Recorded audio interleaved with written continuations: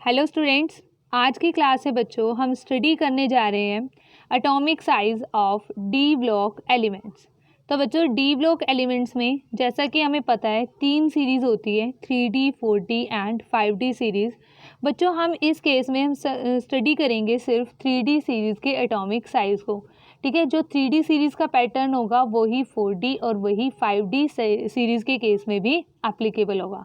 और जब हम 3D से 4D पे मूव करेंगे और 4D से 5D सीरीज़ पर मूव करेंगे तो ऑब्वियसली बच्चों साइज़ क्या हो जाएगा, increase, because down the group size increases.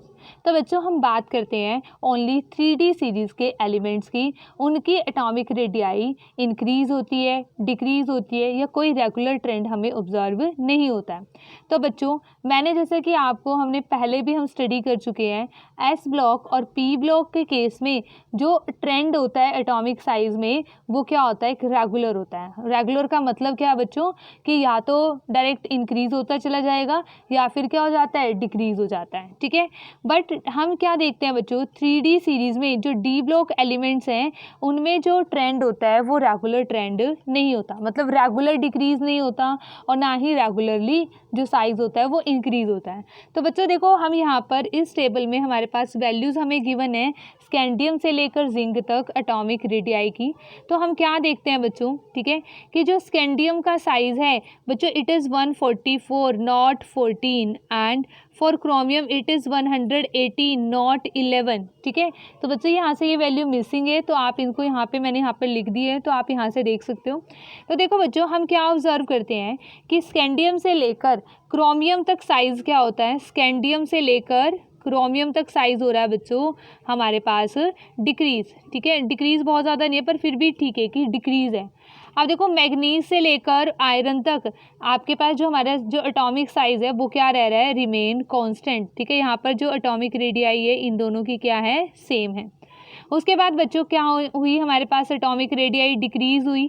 ठीक है, निकल तक डिक्रीज़ हुई और उसके बाद बच्चों फिर से एटॉमिक रेडियाई क्या हो गई हमारे पास, इंक्रीज़ होना स्टार्ट हो गई। ठीक है, तो मतलब देखो पहले हमारे पास क्या हुआ बच्चों, एटॉमिक साइज़ डिक्रीज़ हुआ, फिर सेम रहा और फिर लास्ट में क्या हो गया बच्चों, एटॉमिक रेडियाई इंक्रीज़ होगी। तो बच्चों क्या रीज़न है कि जो हम एक रेगुलर जो ट्रेंड है, रेगुलर पैटर्न हमें ऑब्जर्व नहीं हो रहा है कि पहले डिक्रीज़ हो रहा है फिर सेम रह रहा है और फिर उसके बाद अगेन इंक्रीज़ हो रहा है। तो बच्चों मैं आपकी नॉलेज के लिए आपको बता दूं जो हमारे पास एटॉमिक साइज़ होता है वो बच्चों हमारे पास 3 फैक्टर्स पर डिपेंड करता है। ठीक है, कौन कौन से फैक्टर है बच्चों, फर्स्ट फैक्टर है हमारे पास इट इज़ न्यूक्लियर चार्ज।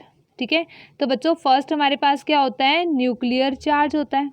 ठीक है, न्यूक्लियर चार्ज की वजह से जो हमारे पास साइज़ होता है वो क्या हो जाता है बच्चों, डिक्रीज़ हो जाता है।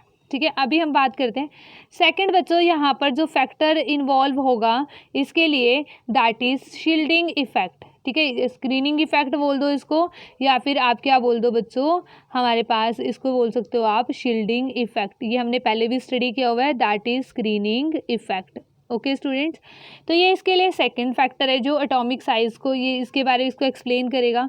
और बच्चों हमारे पास थर्ड फैक्टर है that is inter electronic repulsion. ठीक है, इलेक्ट्रॉन इलेक्ट्रॉन रिपल्शन।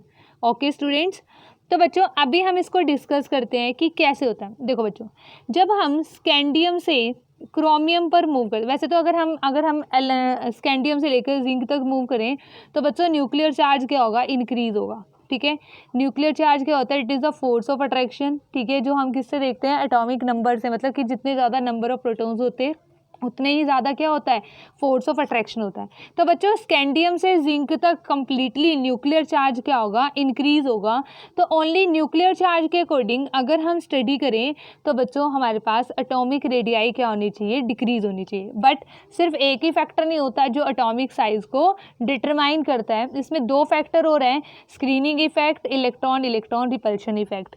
तो बच्चों जो थर्ड इफेक्ट है ना, इलेक्ट्रॉन इलेक्ट्रॉन रिपल्शन, वो तो बच्चों सिर्फ काम करेगा कॉपर और जिंक के केस में। ठीक है, इनके केस में काम करेगा, ये बाकी के केस में काम नहीं करेगा क्योंकि यहाँ पर ज़्यादा इलेक्ट्रॉन हो जाएंगे। ठीक है, स्कैंडियम की कॉन्फ़िगरेशन हमें पता है क्या होती है, 3d1 4s2। तो बच्चों यहाँ पे तो ज़्यादा इलेक्ट्रॉन ही है ना, इसका मतलब ये वाला फैक्टर तो स्कैंडियम वगैरह में काम नहीं करेगा। इट मीन्स 2 फैक्टर काम करेंगे, स्कैंडियम से लेकर क्रोमियम तक, वो कौन कौन से, nuclear charge and screening effect. और बच्चों जो स्क्रीनिंग इफेक्ट होता है ये भी कहाँ पे काम करता है, जहाँ पे थोड़े से इलेक्ट्रॉन थोड़े से ज़्यादा जाते हैं, मतलब जैसे कि मैग्नीज और आयरन में, ठीक है। तो बच्चों स्कैंडियम से लेकर क्रोमियम में न्यूक्लियर चार्ज डोमिनेट करता है किस पर, स्क्रीनिंग इफेक्ट से, ठीक है। तो इसलिए बच्चों due to increase in nuclear charge atomic radius decreases from scandium to chromium, ठीक है बच्चों। तो यहाँ पे इन एलिमेंट्स के केस में न्यूक्लियर चार्ज ज़्यादा डोमिनेट करता है as compare to screening effect. तो इसलिए बच्चों यहाँ पर आपके पास जो हमारी एटॉमिक रेडियाई है वो क्या हो जाएगी, डिक्रीज। अब बच्चों मैग्नीज और आयरन के केस में, ठीक है, तो देखो मैग्नीज और आयरन के केस में क्या होता है, जो स्क्रीनिंग इफेक्ट होता है और जो न्यूक्लियर चार्ज हो जाता है वो क्या हो जाते हैं, दोनों का जो अमाउंट है वो बैलेंस हो जाता है, ठीक है। तो बच्चों यहाँ पर देखो न्यूक्लियर चार्ज की वजह से क्या होनी चाहिए, एटॉमिक रेडियस डिक्रीज होनी चाहिए, स्क्रीनिंग इफेक्ट की वजह से क्या होनी चाहिए, इंक्रीज। तो वहाँ पर वो क्या हो जाते हैं, क्योंकि दोनों बैलेंस्ड होते हैं तो इसलिए यहाँ पर बच्चों क्या होता है, देयर इज नेट इन्वॉल्व, जो नेट चेंज होता है वो क्या होता है, कोई चेंज नहीं होता, ना तो एटॉमिक रेडियस डिक्रीज होती है ना ही इंक्रीज होती है, देयरफॉर साइज रिमेन कॉन्स्टेंट, ठीक है। उसके बाद अगेन बच्चों कोबाल्ट निकल, यहाँ पे एटॉमिक रेडियस थोड़ी सी, ठीक है, डिक्रीज होना स्टार्ट हुई, क्योंकि यहाँ पर कौन डोमिनेट कर जाएगा बच्चों, फिर न्यूक्लियर चार्ज। उसके बाद है बच्चों कि कॉपर और जिंक के केस में अगेन, ठीक है। अब देखो यहाँ पर जो बच्चों डिक्रीज हो रहा है साइज में, वो भी डिक्रीज क्या हो रहा है, बहुत कम डिक्रीज हो रहा है ना हमारे पास, ठीक है। और बच्चों उसके बाद हमारे पास क्या है, निकल के बाद कॉपर और जिंक के केस में हमारे पास जो एटॉमिक साइज है वो क्या हो रहा है, इंक्रीज हो रहा है। क्यों, क्योंकि बच्चों कॉपर और जिंक की इलेक्ट्रॉनिक कॉन्फ़िगरेशन क्या होती है, कॉपर की कॉन्फ़िगरेशन 3d10 4s1 और जिंक की जो कॉन्फ़िगरेशन होती है दैट इज़ 3d10 4s2। तो बच्चों वहाँ पे इंटर इलेक्ट्रॉनिक रिपल्शन का फैक्टर आ जाता है और due two electron electron repulsion यहाँ पर साइज़ क्या हो जाएगा, स्लाइडली इंक्रीज हो जाएगा। तो इसलिए जब हम कॉपर से निकल से कॉपर और कॉपर से जिंक पर मूव करते हैं तो due to inter electronic repulsion size increase हो जाता है, ठीक है बच्चों।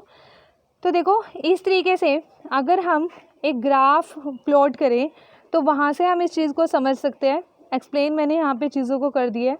तो देखो ग्राफ हमें ऐसा ऑब्जर्व होता है बच्चों, स्कैंडियम के लिए कितनी वैल्यू है 144, फिर 132 दैट इज़ फॉर टाइटेनियम, ठीक है।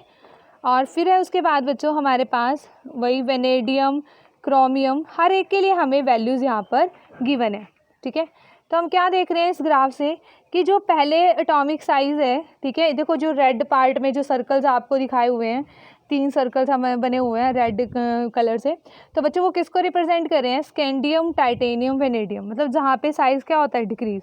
अब जो ब्लू कलर से जो सर्कल्स बने हुए हैं इसका मतलब क्या है, साइज़ रिमेन ऑलमोस्ट कॉन्स्टेंट, ठीक है, क्योंकि वहाँ पर जो न्यूक्लियर चार्ज होता है और स्क्रीनिंग इफेक्ट है वो क्या हो जाता है, ऑलमोस्ट बैलेंस हो जाता है।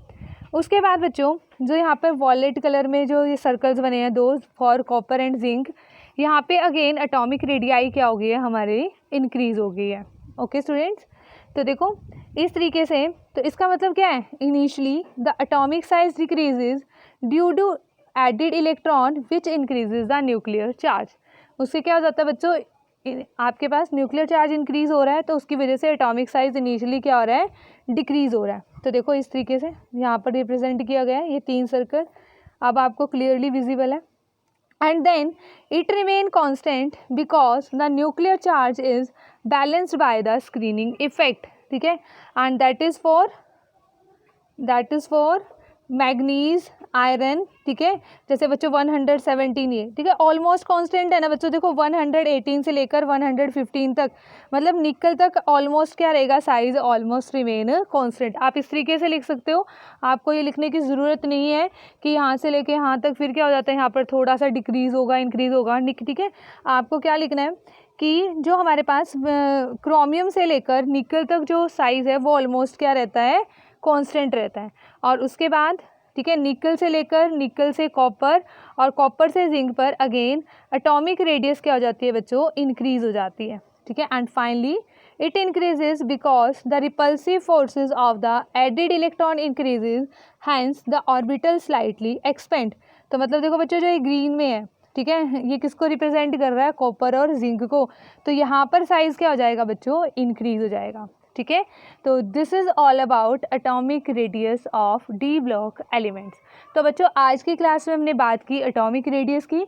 नेक्स्ट क्लास में हम बात करेंगे आयनाइजेशन एंथैल्पी की, और आयनाइजेशन एंथैल्पी के बाद बच्चों हम बात करेंगे ऑक्सीडेशन नंबर की, और इसके क्वेश्चन बच्चों हम एक साथ करेंगे। ओके स्टूडेंट्स, तो मिलते हैं नेक्स्ट क्लास में।